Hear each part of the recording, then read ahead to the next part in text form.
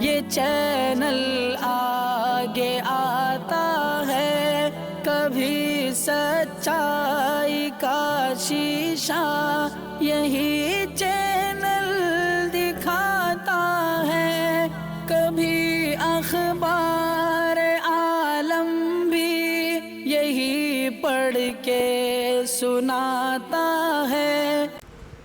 ناظرین گرامی، السلام علیکم ورحمۃ اللہ وبرکاتہ۔ سیدھی بات کے تازہ ترین پرائم ٹائم میں آپ لوگوں کا استقبال ہے۔ ناظرین گرامی، میں انصار عزیز ندوی اس وقت آپ لوگوں کے سامنے کچھ اہم ترین خبریں، کچھ وائرل ویڈیوز اور کچھ تنقیدی تجزیے لے کر کے حاضر ہوا۔ ناظرین گرامی، کس طرح سے نکاح کے دوران دلہے کا ہندو ہونا پتہ چلا، فلسطین پوری امت کا مسئلہ ہے، کس طرح امام کعبہ نے بیان دیا، آسام میں موب لنچنگ کیوں ہوئی، اور دوبارہ پسماندہ طبقے بی جے پی میں شامل نہیں ہوں گے، کس نے بیان دیا۔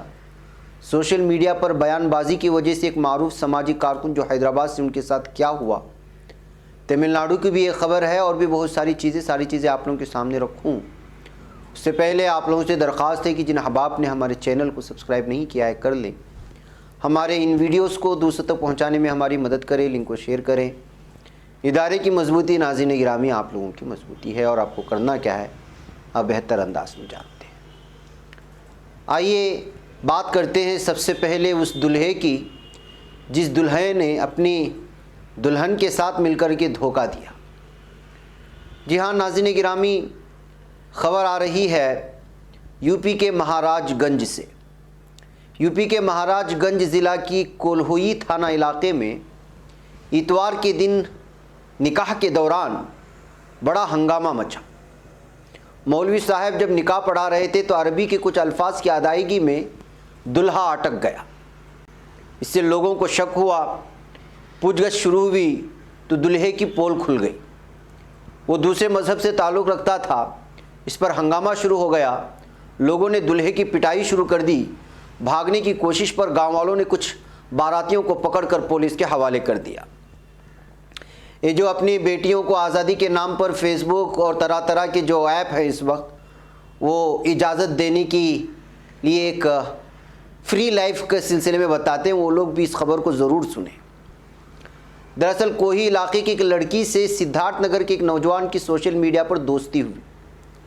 بات چیت کا سلسلہ شروع ہوا، لڑکا لڑکی کے گھر بھی آنے جانے لگا۔ 2 سال بعد لڑکی کے گھر والوں نے شادی کے لیے رضامندی دے دی۔ لڑکی کو لڑکے کے بارے میں سب کچھ پتا تھا، لیکن وہ اپنے گھر والوں کو نہیں بتانا چاہتی تھی کہ لڑکا ہندو ہے، لہٰذا اس نے لڑکے کو مسلم رسم و رواج سے شادی کرنے پر راضی کر لیا۔ دونوں نے شادی کرنے کا فیصلہ تو کیا، لیکن دلہے نے لاک ڈاؤن کا حوالہ دے کر صرف 5 باراتیوں کو ہی لانے کی بات کہی۔ مقررہ تاریخ کو 5 لوگوں کو لے کر نوجوان شادی کرنے لڑکی کے گھر پہنچا۔ نکاح کے وقت دلہا عربی بولنے میں اٹکنے لگا۔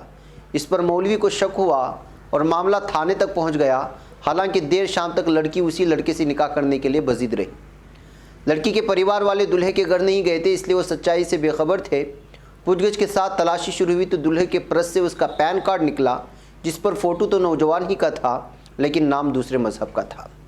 بھائی ناظرین گرامی، لمبی رپورٹ ہے، لیکن آپ اندازہ لگا سکتے ہیں کہ کس طرح کا دھوکہ دیا جاتا ہے اور کہاں کہاں جا کر کے لوگ پکڑے جاتے ہیں۔ ایسے حالات میں بالخصوص مسلم گھرانوں کے لوگوں کو، جن کے گھر میں نوجوان بیٹیاں ہیں، جو لوگ اس بات کا بہت زیادہ یقین کر لیتے ہیں کہ وہ کچھ ہوگا نہیں، لیکن اس طرح کی جب وارداتیں، اس طرح کے سانحات، اس طرح کے حادثات جب سامنے آتے ہیں تب پتہ چلتا ہے کہ اندرونی سطح پر کیا کچھ ہو رہا ہے، جس کی وجہ سے ہمیں چوکنا ہونا چاہیے۔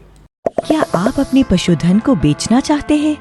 بازار میں خریداری کی کمی اور صحیح قیمت نہیں ملنے کی وجہ سے تھک چکے ہیں؟ بار بار بازار جانے کے باوجود صحیح نسل کے پشوؤں کے نہ ملنے کی وجہ سے پریشان ہیں؟ پر اب اور نہیں، سواگت کیجئے اینیمل سیلز ایپ کا۔ پشو دھن کے خریدنے اور بکری کے لیے بنائی گئی ایک بہترین آن لائن منڈی، جہاں آپ پشوؤں کو خریدنے اور بیچنے کے لیے زیادہ سے زیادہ لوگوں تک صرف اپنے فون کے دوارا پہنچ سکتے ہیں۔ تو اب دیر کس بات کی، پشو ویاپار کو ایک آسان بنانے کے لیے ابھی ایپ ڈاؤن لوڈ کریں۔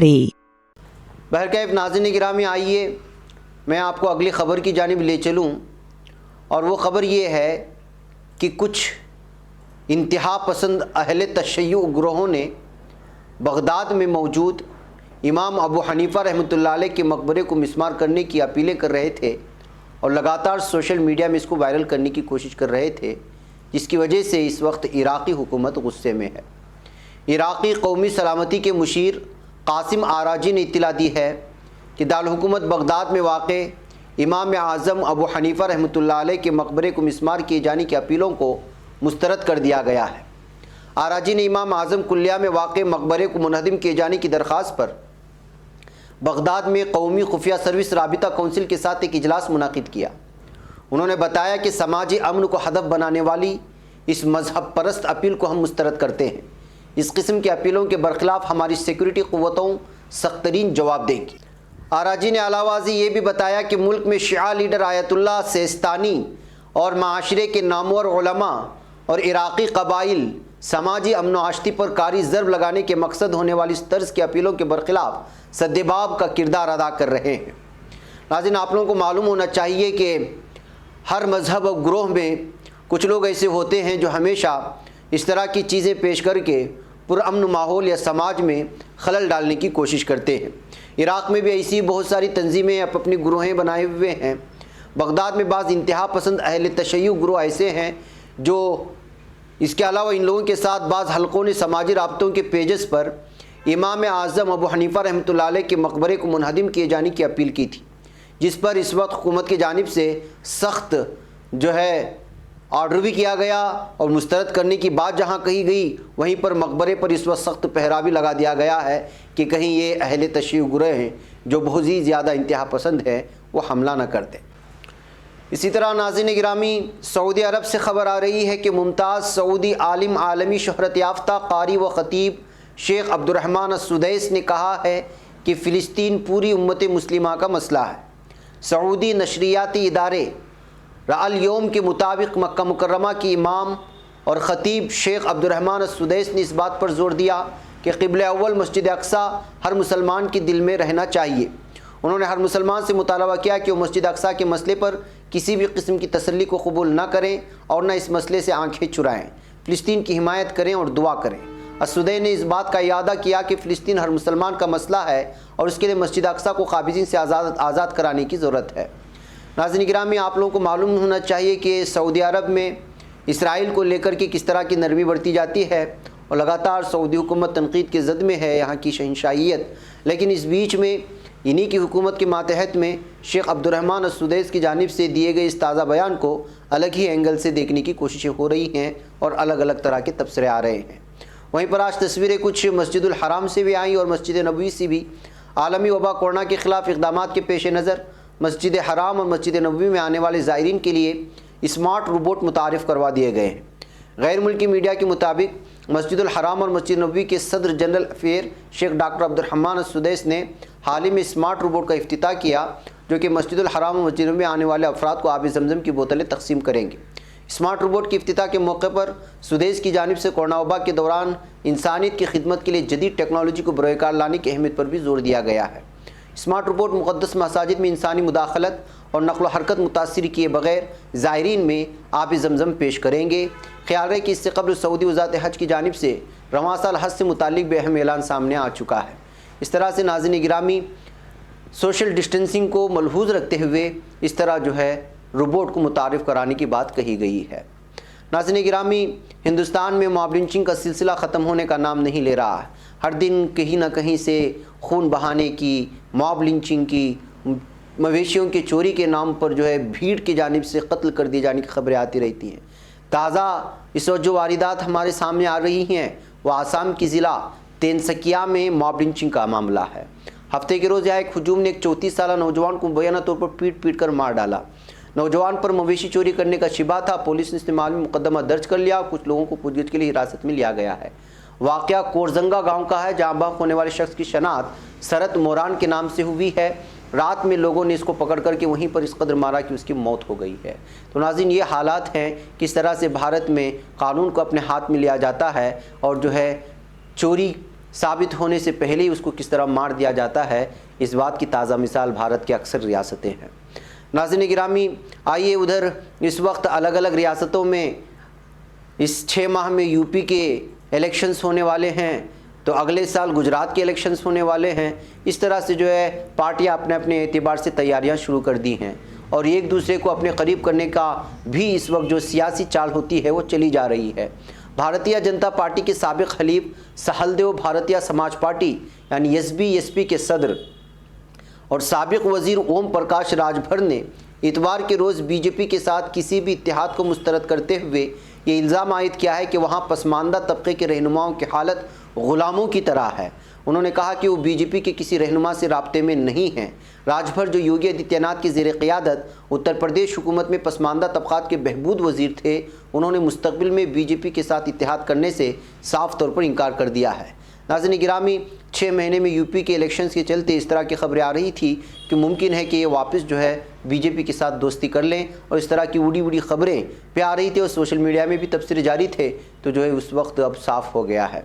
اسی طرح ناظرین گرامی، خبر آ رہی ہے گجرات اسمبلی انتخابات میں عام آدمی پارٹی پورے کے پورے سیٹوں پر انتخابات لڑے گی، اور یہ بات جو ہے خود عام آدمی پارٹی کے سربراہ اروند کیجریوال نے دیا ہے۔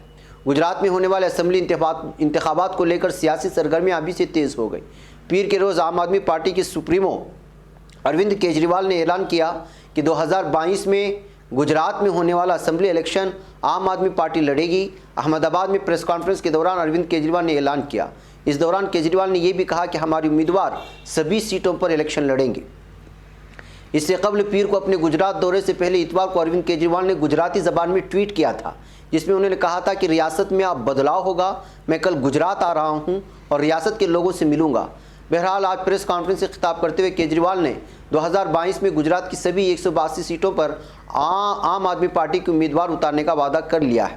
کیجریوال نے گجرات کے ایک نئے ماڈل کا بھی وعدہ کیا اور کہا کہ دہلی ماڈل الگ ہے اور گجرات کا ایک الگ ماڈل ہوگا۔ انہوں نے یہ بھی کہا کہ عام آدمی پارٹی گجرات کے لوگوں کی ایشوز پر سیاست کرے گی۔ تو ناظرین گرامی، آپ اندازہ لگائیں کہ اس وقت جو ہے 2022 سے آنے سے پہلے اس وقت جو ہے پوری طرح سے گجرات میں سیاسی تیاریاں شروع ہو چکی ہیں۔ ناظرین، آخر میں اسدالدین اویسی کے پارٹی کے دہلی کے چیف نے کس طرح سے یہاں کے اردو اکیڈمی میں ہو رہی ناانصافیوں کو لے کر کے کیجریوال کو آڑے ہاتھوں لیا ہے، وہ بیان کر کے آپ لوگوں سے اجازت لوں گا۔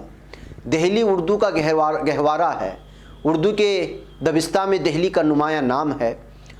آزاد ہندوستان میں اردو کی ترویج و بقا کے لیے ریاستوں میں اردو اکیڈمیاں قائم کی گئی تھی، مگر حکمرانوں کے تعصب رویے نے ان کا صرف بورڈ باقی چھوڑا ہے۔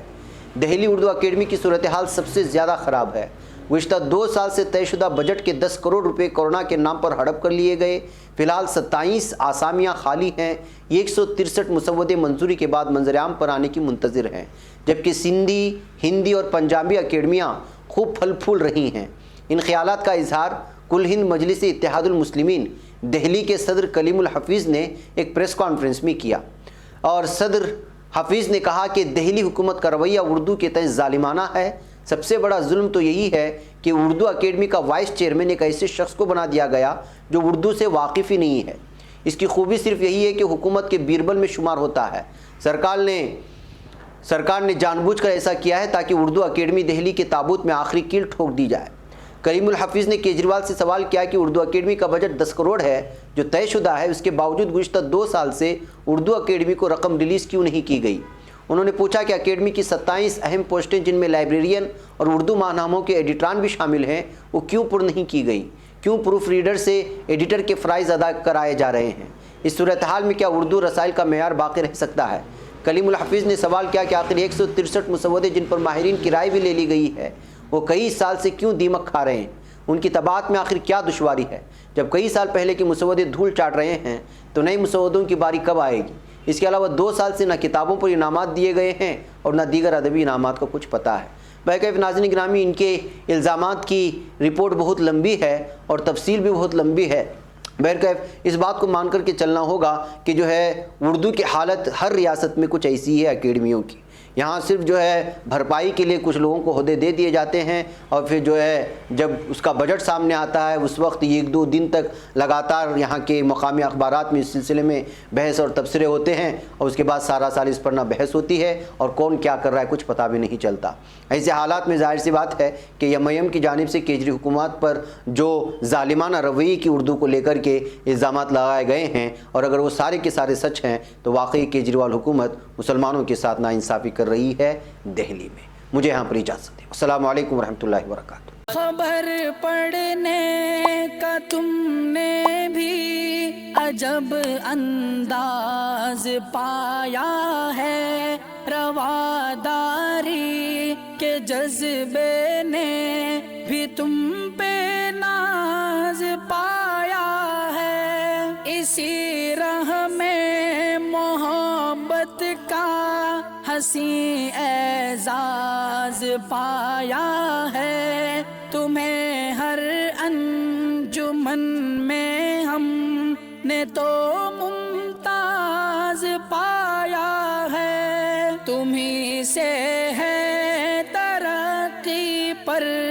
عزیز انصار، سیدھی بات عظیمت جرأت و ہمت کا ہے اظہار، سیدھی بات عظیمت جرأت و ہمت کا ہے اظہار،